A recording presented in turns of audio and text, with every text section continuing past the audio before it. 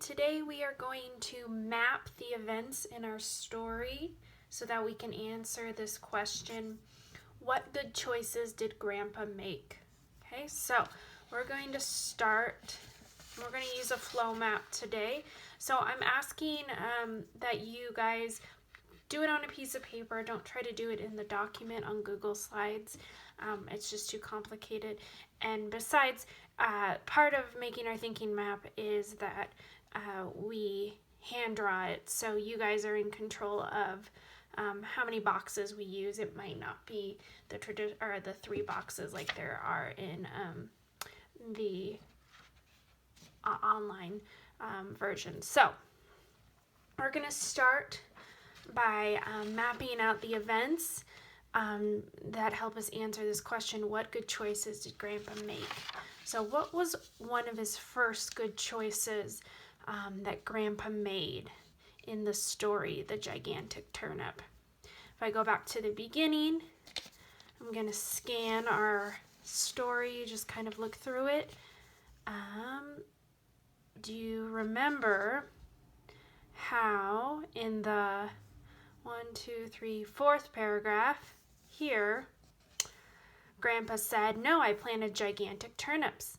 I, the narrator, looked at Grandpa with admiration. Grandpa always had the most wonderful ideas. So the first good choice Grandpa made was to plant gigantic turnips. So I'm going to write that in my first box. The first good choice Grandpa makes is Grandpa plants gigantic turnips.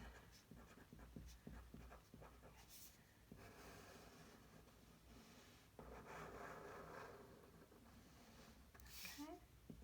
And it says in the story,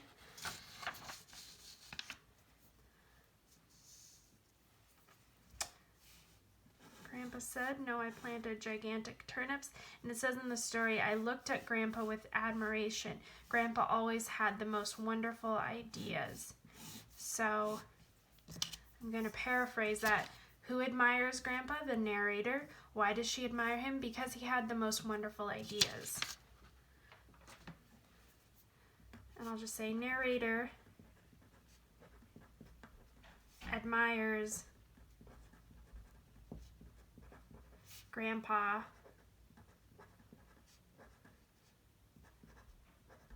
for his wonderful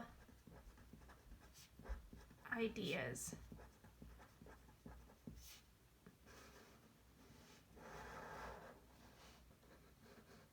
Okay. So, what happens next? Okay, we're using a flow map because we're sequencing the events and the ideas that Grandpa had in the story, putting them in order. So the next event,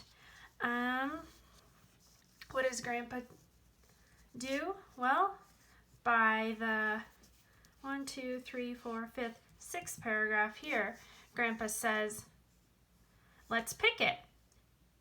And what is he talking about? The gigantic turnip, right? Because it's beginning to grow and get bigger. He grabbed the leaves and pulled, but the gigantic turnip did not move. Grandpa asked Papa for help. Papa grabbed Grandpa, and together they pulled hard. They were not successful. Grandma, Mama, and I came to help. Then the cat and the dog joined us. We all pulled together, but the turnip still did not come up. Then a little mouse approached. "Let me help." Papa laughed and said, "How could such a tiny animal help?" But when the mouse pulled with us, the turnip came up. Everyone looked at the gigantic turnip with amazement. So what happened next? We go back to the start here, paragraph 6. It says, Grandpa asked Papa for help. Okay, then help pulling up the turnip. Then Grandma, Mama, and I came to help. Then the cat and the dog joined us. And finally, a little mouse offered help, right? So, in my next box, how could I put that in my own words? Well, let's see. The grandpa